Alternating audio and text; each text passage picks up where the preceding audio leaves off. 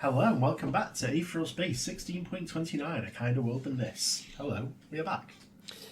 This is, I don't know if you know this, Tan, with all our irony stripped away, but make it a kinder world than this, I think, is one of my favorite lines in Aetheral Space.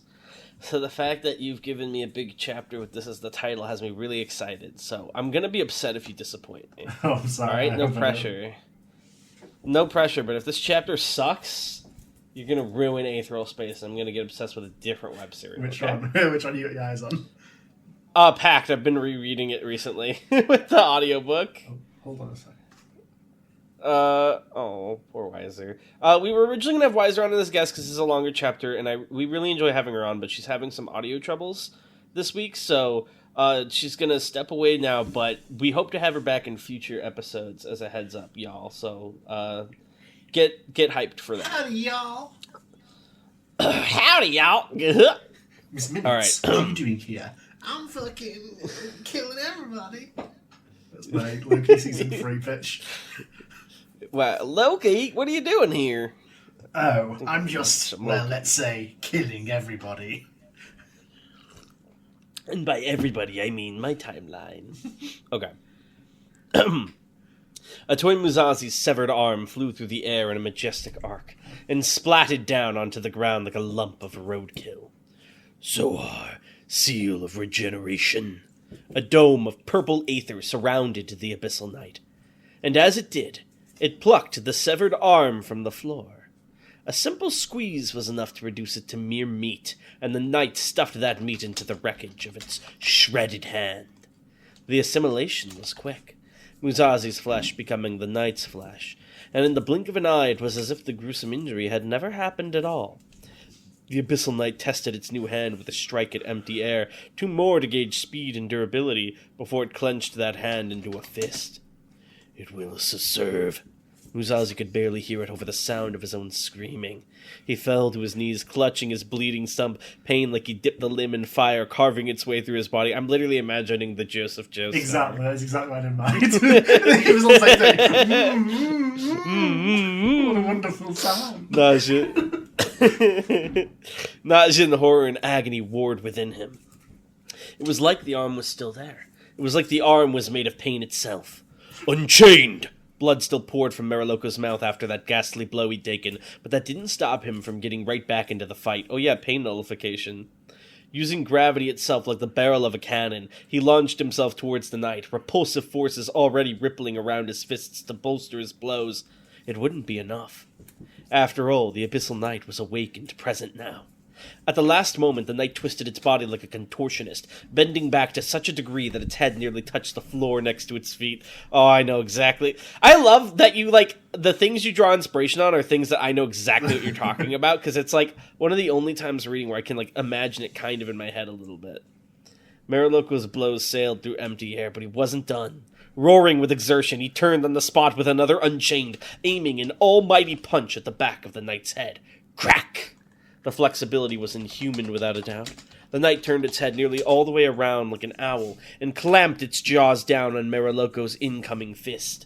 As the knight pulled its head back, fingers and bones clattered on the floor, the prize for the exchange. Mariloko, for his part, didn't even look down at the loss he'd taken.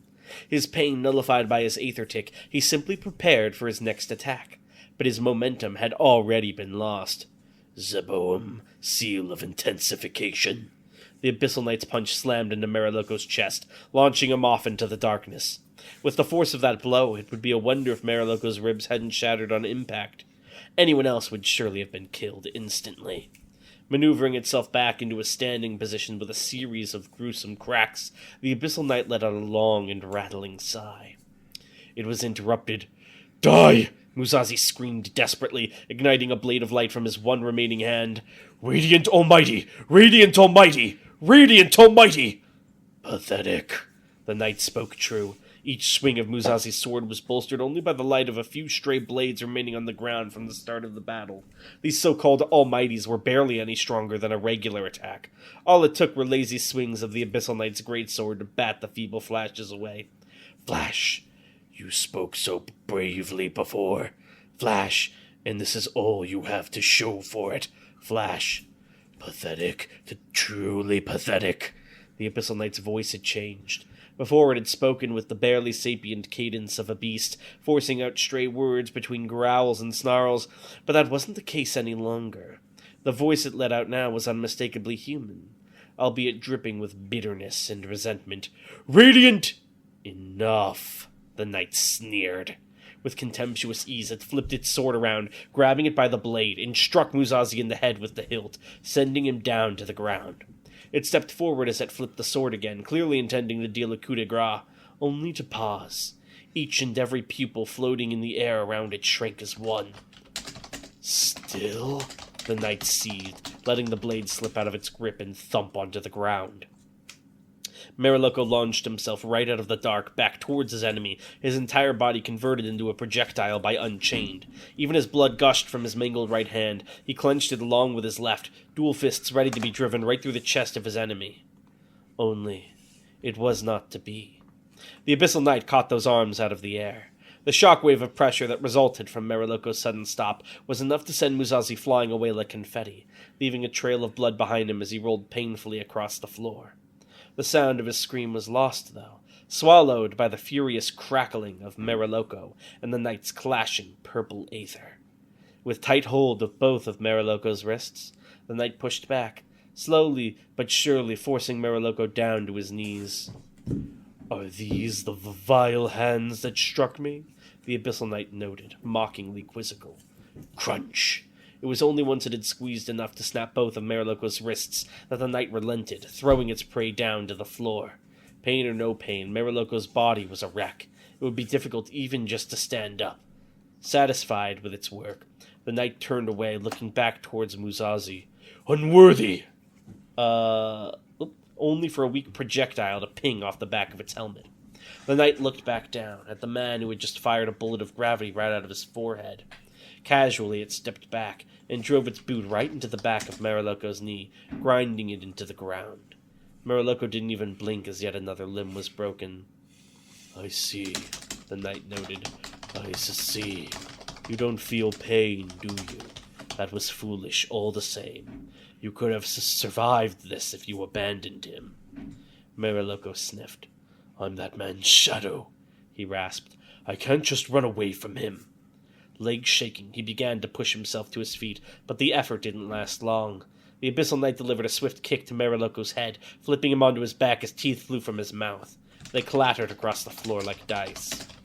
"You too are pathetic," the knight spat. "You were strong, I can tell this. You could have fought with much more destructive means. Why didn't you?"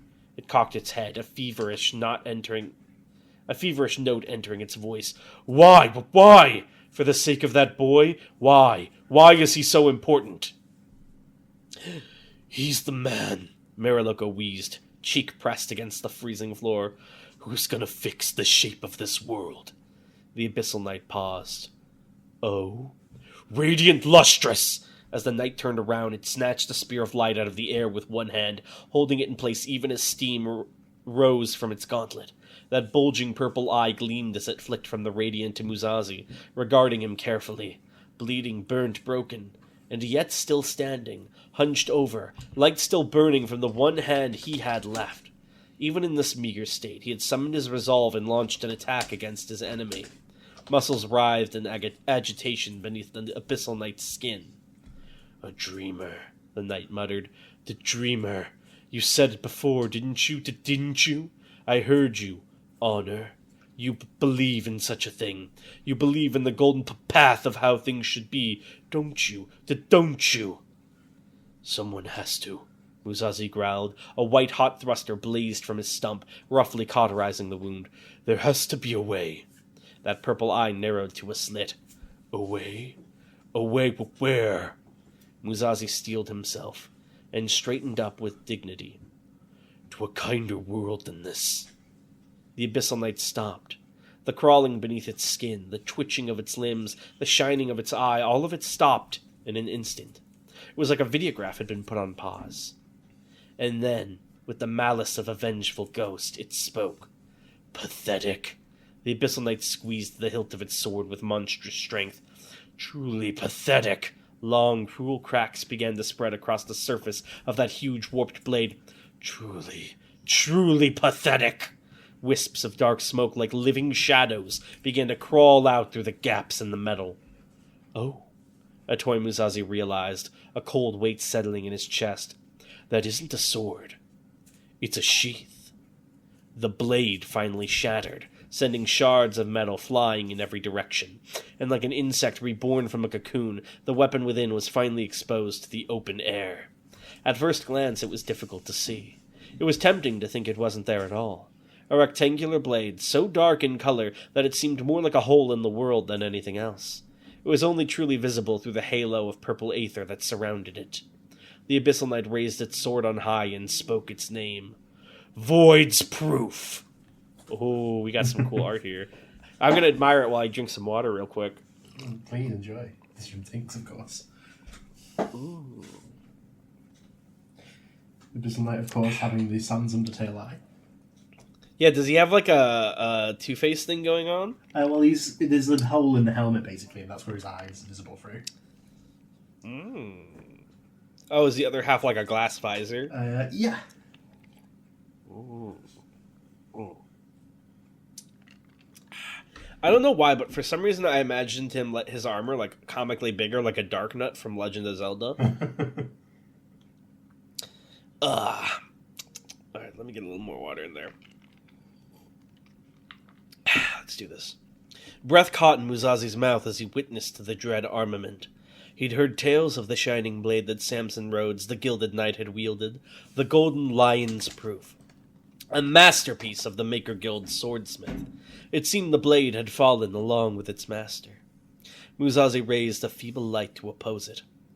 But behold the shape of this world, the Abyssal Knight hissed, its blade leaving a trail of aftershadows as it drifted through the air.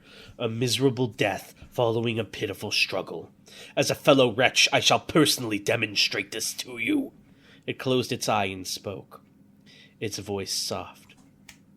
Die. The Void's Proof screamed, and as it did, it began to pull the shadows towards it. As if they were being peeled off of the world, patches of darkness were sucked up into the screeching blade, leaving the massive chamber void of void. The three of them remained there in that bizarre liminal space, with neither light nor darkness for a single breath, until the blade came down. Void's Proof! Radiant Almighty! Two swords were swung, releasing waves of light and darkness into the world. They clashed, ripples of force flowing out in every direction, but the light was meek and the dark hungry. The tsunami of shadows broke through Musashi's Almighty within a few seconds, washing over him and sending him flying, leaving vicious, bloody marks all over his body as if he'd been gnawed at by countless insects. He landed in an undignified pile, staring uncomprehendingly at the distant ceiling, his body trembling and bleeding. The corona of shade began to dissipate from around the Abyssal Knight, and it lowered its blade distastefully. Like so, it said, beginning to turn away. But there was the quietest whisper, nearly silent. Radiance. What? Almighty! As the boy pushed himself off the ground, he swept his radiant upwards, and this time the light that poured forth was far more balanced with the darkness that met it. The two elemental forces clashed, great bolts of silver and purple aether writhing through the air at the border as they pushed and pushed and pushed against one another. The Abyssal Knight narrowed its eye. The light was sturdier this time, true, but all the same it was destined to go out. The only conclusion was, Radiant Almighty! The boy swung his sword again, bolstering the first blast with a second, and that was enough to break the stalemate. Void-proof shadows were swept away by the oncoming light, the force of the wave pouring over the Abyssal Knight. At the last moment it raises its sword, its sword and its shadow to block, but the force was still enough to scorch at its armor and send it skidding back across the floor. What was this? Half dreaming as it was, the Abyssal Knight had been observing carefully. The boy's attack, this Radiant Almighty, depended on him absorbing the force generated by external thrusters and releasing it. There weren't any thrusters for him to be using. Ah, The boy's speed was considerable, beyond what could be achieved by mere infusion in training. There were thrusters within his body, and now he was using the force of those internal thrusters as the fuel for his own strikes. Ingenious, but reckless all the same. His body surely would not hold up. This was but frenzy, then. The Abyssal Knight understood that. An animal was most dangerous right before it died. "Very well," it growled. "Very well. Show me your last." The boy kicked off the ground, becoming a ribbon of light that surged around the perimeter of the chamber, firing off a new blast every few seconds. Void's proof flared into shadows as the Abyssal Knight swung it again and again, each time deflecting the boy's mighty blows with strikes of his own. The room shook from the intensity of the repeated clashes. Foolishness, the knight thought as it deflected the radiance with crashing waves of darkness. In terms of capacity, there is no contest. You must always continue to create new light, whereas the dark is radiant ablaze. The dark vanished. A forest of light had erupted all across the chamber, countless shining blades bursting out of the floor, the walls, the ceiling, their glow covering all available space. Bolstered by power that could only have come from an aether burn, they turned the chamber into a shadowless realm in an instant. Even the gravity user, kneeling between the bright lights, could only look up in awe. This was not just fuel for Radiant Almighty, the knight realized. It was also a way to rob it of its defense. The boy appeared near the ceiling, already clutching a spear of light, already screaming, "Radiant Almighty!" This time the attack came down as a mighty thrust, a precise stab rather than a slash covering a wide area. No doubt the boy thought this was the final blow. No, his preparations had been wise but insufficient. No matter how much this light shone over the world, it could never reach inside people. Void's proof! The shadows within the Abyssal Knight's own body were stripped out through its gaping mouth, coating its blade and allowing it with a mighty slash to deflect the incoming spear. It sailed off to the side of the room and let loose an explosion that surely could have vaporized a normal human body. Even for the Abyssal Knight, taking a direct hit at this point would be costly, and these attacks weren't going to just stop. Then it simply would not allow itself to be hit. Sodom, seal of observation. Zoar, seal of regeneration. Adma, seal of acceleration. Zeboam, seal of intensification. The 4 base seals reduced to an area directly around the Abyssal Knight's own body. That way it would maximize their effects while denying their benefits to the enemy. If the knight was to defend against this, it needed to be in the best possible condition. Light burst. Shadows flowed. The ribbon of light fired off Almighties again and again as it zipped through the chamber, and the Abyssal Knight met each one with a last-second deflection. Through observation, it determined the exact angle of attack, and then met it with an accelerated and intensified blow of its own. The swings were such that the Abyssal Knight was damaging its own body in the process of unleashing them, but regeneration took care of that. This battle would now be incomprehensible to any onlooker. The night had become a flickering dark mass, starting in and out of clarity as it parried the constant barrage of god blows. The boy, the ribbon of light, was increasing his speed even now, the only traces of his existence being the constant flashes of light and the catastrophic blasts he unleashed one after another. Purple aether surged as a purple eye searched, flicking this way and that as it watched for the boy. Even as it deflected the Almighties without fail, the Abyssal Knight understood this was not the end. The boy was no fool. He had something else up his sleeve. There. The Abyssal Knight's eye and all the others surrounding it flicked up as one as they registered the boy's location. He had finally come to the briefest of halts high above, just below the hole through which they had first entered this chamber. Once more he was clutching a spear of light on his hand. Once more his lips were already forming the words, "Radiant Almighty! The trick will come after this." The Abyssal Knight swung its sword faster than the speed of sound to meet the incoming line of light. But it had misjudged things. "Quantum King!" What the boy did could barely even be called a trick. It was the equivalent of throwing sand in your enemy's eye and calling it a technique. The moment the spear of light entered the seal of observation, it emitted a terrific flash of light. It was not an attack. It did not power up the force of the blow or make it any faster. All it did was blind each and every eye around it for a fraction of a second. But it served. The Abyssal Knight's swing was strong. The Abyssal Knight's swing was fast. However, in terms of aim, it was just slightly off. The focused heat and light and force slipped through the knight's guard and slammed it into its chest plate, sending it down towards the ground, and then up into the air, its body ricocheting like a pinball. This was not a finishing blow. This was simply an opportunity.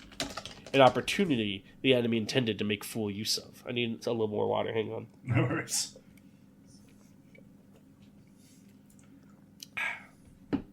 Radiant Almighty! A follow-up strike, a slash of godlight sent the Abyssal Knight hurtling towards the far wall. Radiant ablaze! A bed of light blades surged up from the wall to meet it, appearing and disappearing to strike at its body again and again, like a barrage of shining fists. Radiant Almighty! From below into the ceiling, snarling, the Abyssal Knight pulled itself free. Radiant Lustrous! Only to be impaled in place by a spear of light. Quantum King! Then exploded within it, scorching its flesh. Radiant Almighty! As successive blasts drove it deeper. Radiant Almighty! And deeper. Radiant Almighty! And deeper. Radiant Almighty, Radiant Almighty, Radiant Almighty. As waves of that light crashed into the Abyssal Knight over and over again, the words themselves seemed to lose all meaning. The boy was leaving no gap between his furious attacks. He understood that. If he wished to defeat the Abyssal Knight, he couldn't give it even a moment to react. But the preparations for counterattack had already been made. This boy wasn't the only one who could stall for time. It took about a second after Void's proof absorbed a shadow for said shadow to regenerate and be usable again. Right now, the only shadows in this room existed inside the Abyssal Knight's body itself. The fact that it wasn't being given the chance to use those shadows to defend itself meant that all it could do was gather them continually. Not for an attack, though. An attack now would be fruitless. With his speed, the boy would just dodge. Radiant Almighty. It just needed Radiant Almighty. The right Radiant Almighty moment. There. In the tiniest gap between, I assume, one swing and the next. Yeah. Void's proof flared into dread life, darkness exploding out of it. But this tidal wave was not aimed at the boy in front of the Abyssal Knight. Instead, it raged backwards towards the wall, launching the knight's body out of the ceiling like a cannonball, and towards its opponent. The boy wasn't the only one who could use thrusters. They clashed just before the boy could finish swinging. As the two of them spun through the air, the knight seized hold of the boy's arm, digging the claws of the gauntlet in deep in an attempt to rip it off, just like the other one. Even through the pain, though, the boy continued to move. His eyes full of furious resolve, he snarled, tearing his arm away, leaving vicious gashes in his flesh, and ramming it right into the Abyssal Knight's mouth. The knight had thought that the light couldn't reach inside people. It seemed the boy was going to test that. Radiant, he growled. Almighty. He's using the skipper technique. He's using the what? The skipper technique. Classic. The knight screamed in agony as blazing heat and force erupted within it, sending thin cracks spreading out all across its warped armor.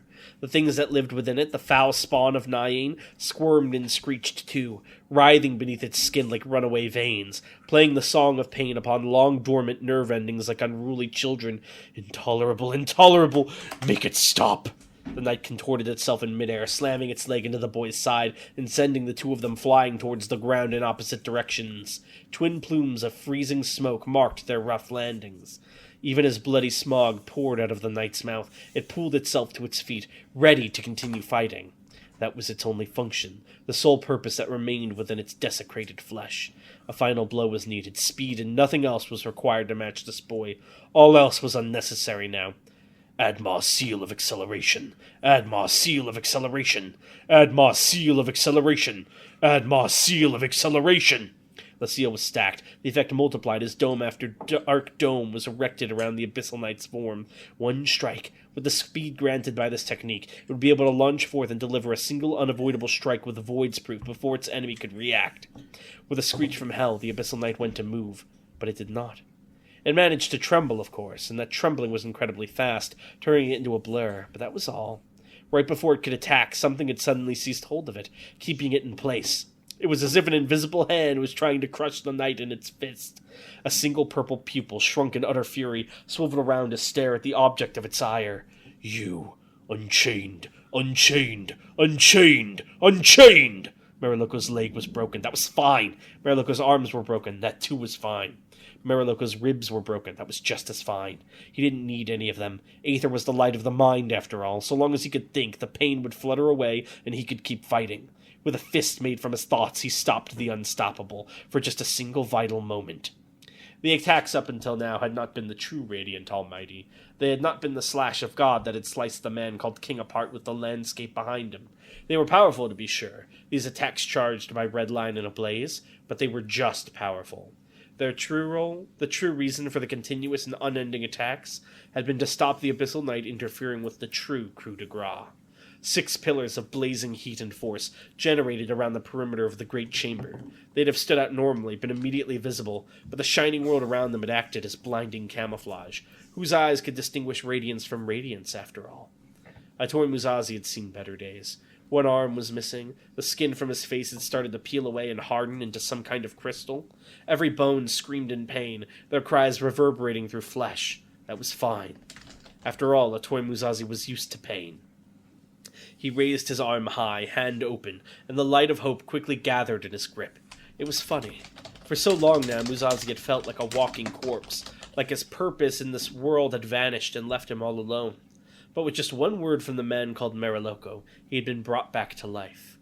So, Atoy Muzazi could not call himself supreme. Atoy Muzazi could not sit on a throne of gold and command an unchanging empire to change. Atoy Muzazi could not take blood the supremacy had split in his hands and will it to be something else. So, he had to make it a kinder world than this. And that was something a supreme would never be able to do. There was little need to shout anymore, and Muzazi had little throat to do it with. So this time, he parted his lips just slightly and whispered, "Radiant Almighty." The divine blade swung. I need a little more water. No worries. Do you have little throats? The Abyssal Knight flew through the air, the entire world around it consumed by an aurora of silver.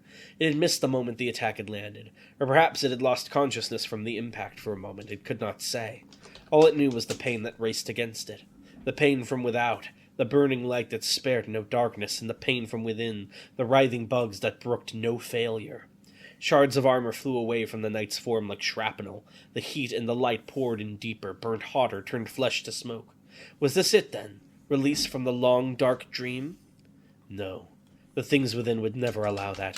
Nayane would never allow that. The Abyssal Knight could already feel it, an alien impulse deep within its mind, a command presented as an instinct. Live, it said. Live.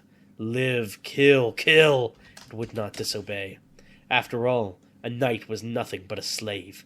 Lips that could barely still be called lips parted. For a moment it looked like it too was about to whisper into the light. But this was the wrath of a beast. The Abyssal Knight's jaw snapped open with such speed and force that its cheeks ripped open, and it let loose a wordless howl.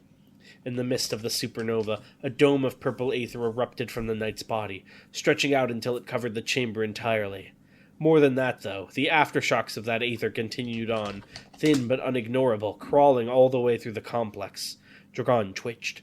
Ruth took in a sharp breath. Bruno reflexively jumped back. Serena tightened her grip on his sword. Muzazi glared up at the broiling maelstrom. "Yes, Abyssal Knight," they all said in unison. We see the fits. All throughout the seat of man, each and every aether user felt the wrath of a devil writhing beneath them. "Gamora, seal of extermination!" The Abyssal Knight's final and most destructive ability was simple. The seal it had erected would be the target area. With the exception of a minuscule safe zone around the Knight itself, everything inside the dome would fall victim without discrimination, as endless attacks rained down upon every inch of space. Slashes, claws, punches, stomps, every form of damage the Abyssal Knight was capable of inflicting flowed forth like a tsunami without end. The lingering light of Radiant Almighty scattered as the seal of extermination was unleashed, the blast zone rushing towards Muzazi as a wave of death. His eyes widened as he saw the sourceless doom approaching. At that moment, Atoy Muzazi accepted his death completely.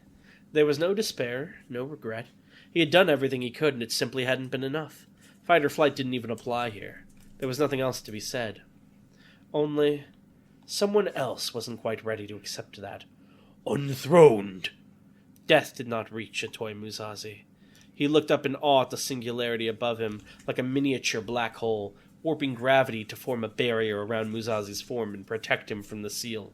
Light itself was being pulled in, the remnants of Almighty forming a halo around the black point as they were devoured. The light and the gravity and the endless slashes, the three forces were clashing in this place, turning everything into chaos. The places occupied by Muzazi and the Knight, respectively, were probably the only ones untouched. Yes, only the places occupied by those two. Slowly, Atoy Muzazi turned his head. Tears were already flowing from his eyes, although he didn't quite know why yet. But the second he caught sight of the black hole's master, he knew without a doubt. Mariloko was outside of the barrier. "Mariloko!" Musashi screamed. It seemed he had voice left after all. Mariloko kneeled, but he did not submit. This was not what he'd created Unthroned for.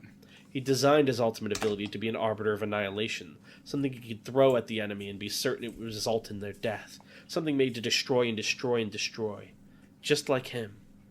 Who would have ever thought that it could shield someone else? It was rough work manipulating Unthrone's gravity well to create an unrivaled repulsive force around Musashi. Even with his aether tick of pain nullification, Mariloko could feel a dull ache from his head as his brain overheated from the exertion. Would Quantum King not have sufficed here? No. It's too much shit coming at you. Fair enough. This is like the ultimate, you die attack right now. Creating a barrier around himself as well was out of the question. Dividing his attention would mean both their deaths. But that was fine. This was purpose, the reason he had reappeared 200 years in the future. As that man's shadow, it was his duty to stretch out before him. Surely that was why he could hear them now. Those distant wedding bells from that long-past day. Why didn't I just do this back then? He looked back at Atoy Musashi, at the shade of Damon who could surely take that old dream further, and spoke words he knew the boy could not hear. "Keep going. You're unchained." And in that moment, the chaos overtook him. As the seal came to an end, a single severed arm floated in the air, drifting up into the maw of Unthroned and vanishing into nothing. That was all that remained of the man called Mariloko. Atoy Musashi watched in muted shock as the dust settled, the shredded remnants of destruction falling all around him. The tiny section of floor Musashi had been standing on had been spared, and so it was now elevated, the rest of the room having sunk down several feet from sheer blunt trauma. Musashi blinked, desperately trying to shake himself out of the unshakable. Thump. He still wasn't safe. This still wasn't over. Only he hadn't noticed. Thunk. Atoy Musashi hadn't noticed the sparks of aether Mariloko had sent downwards, right as he'd sent Unthroned upwards. Atoy Musashi hadn't noticed the trembling from the ground beneath him, or the fact that the room was getting colder and colder and colder still. Atoy Musashi hadn't noticed that the cold harvest reactor before them had finally been pushed beyond its limit. Mariloko's final counterattack. Musashi blinked one last time behind the still-standing barrier, and as he did there was a blinding light and a deafening explosion, as the world was swallowed up by jaws of ice. Ooh. Holy throat. They call him... No, I'm not going to say that. The throat go? Yeah. Is that what you're going to say? I didn't want to, but you said it. That was a good one. I wanted to yell more, but I was told the yelling peaks the mic and makes it unlistenable, so I tried to restrain it. I could feel but I wanted to yell more. I know. I almost started tearing up a little bit there. It was a good one. Thank you. I'm glad you enjoyed it. Do you have some Aether questions for us? Let's have a look-see. Will we have a second chapter this week? We do, yes. We're back on normal scheduling. Where the fuck are my Aetheral questions? There we go. Try my Aetheral questions, boy. Okay, where were we? If Dragon asks, if Dragon was killed, would Pan manifest somewhere else within Panacea, or would she die too? I would say, I can't really say, because we'll be getting into this later in the story, these sort of questions. But it's good that you're asking these things. And Angel asks, what would happen to Pan and the Prince if Dragon became an awakening? Jesus, that would be... I don't think Pan would be a factor as much in that. I asked you the same thing, I think, before. Like, if the Prince could awaken. It's weird. Like. It's a weird one, that's because it's an ability. It's not like a guy with its own aether. Sure. In a sense, it's already sort of like an awakening. It's like, because it's still sticking around post-Edgar, in a way. So it's an adjacent sort of phenomenon, I would say, for programs like that. Interesting. Pugnants have some level of resistance to nuclear radiation. Was radiation a common hazard during the GT era? These planets are crazy. A lot of the time before Terraform, they would send in Pugnants to like set stuff up. And even though that eventually was no longer needed, that sort of just stuck around as a general Pugnant feature. It's like, So they'd might as well just... use terraforming, which would put a lot of radiation in the air, and then they'd send Pugnants to go fix it. Exactly, yeah. And colonize the world, and then I gotcha. Post that, there was never really a reason to just, like, take the resistance away. So were Pugnants the most common subrace then? I would say Pugnants and various variations of Pugnants were, yes. During, well, it depends which era, because like during the construction of like the Genetaran Empire, there would be learned more Pugnants, and they're of course like the military knight as well. Lan asks, how can Pandershi pilot so many bodies at once? Is it because he's a genius? Yes, he truly is a genius. And then let's save the rest for next one. But he is also like, these bodies do have brains, so he's basically running himself on like, how many bodies? Ask me how many CPUs I'm running. Let me just check and make sure my counting is right of his bodies. What? Hold on. Hurry up, though. I want to end the episode. Sorry, it's Kills you. Yeah, his 26 bodies. So he's got 26 brains that sort of help him do the thinking.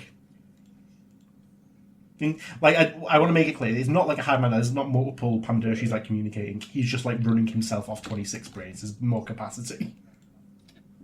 Nice. Alright, y'all. Thank you all for watching, and we'll see you next time. Bye! Bye!